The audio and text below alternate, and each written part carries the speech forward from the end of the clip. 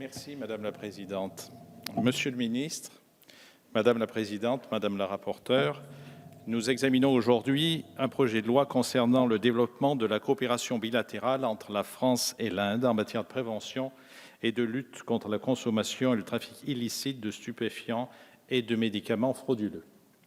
Cet accord, négocié depuis 2013 et signé le 10 mars 2018 par l'Inde et la France, prend forme au sein du partenariat stratégique qui unit nos deux pays depuis 1998. Cet accord prévoyait notamment une action spécifique en faveur du renforcement de la coopération avec la Chine et l'Inde. Par sa ratification, nos deux gouvernements ouvrent ainsi la collaboration bilatérale à de nouveaux domaines, puisque ce projet de loi initie le premier engagement franco-indien en matière de coopération policière. Aujourd'hui, nos deux pays vont donc plus loin dans la coopération et voient au-delà des préoccupations nationales.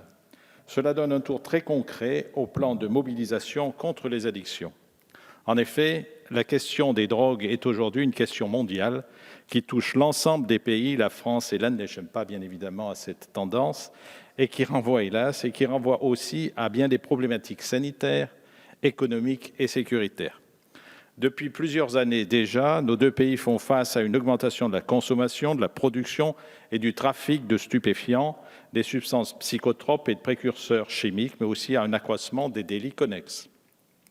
Dans le contexte actuel, d'une sorte de course aux médicaments et aux traitements en tout genre, il est essentiel que nous puissions développer des coopérations à même de lutter contre les trafiquants qui jouent avec la santé des femmes et des hommes. Par ailleurs, l'Inde, positionnée entre le triangle d'or et le croissant d'or, est particulièrement touchée puisqu'elle se trouve dans la zone de production d'opium la plus importante au monde. À l'échelle planétaire, cette dernière se range également parmi les plus hauts producteurs de cannabis et de médicaments falsifiés. En tant que pays à la fois de transit, de fabrication et de consommation, il fait donc sens que la France se tourne aujourd'hui vers l'Inde pour développer une action concrète et cohérente dans le domaine de la lutte antidrogue et contre la production et le trafic de faux médicaments.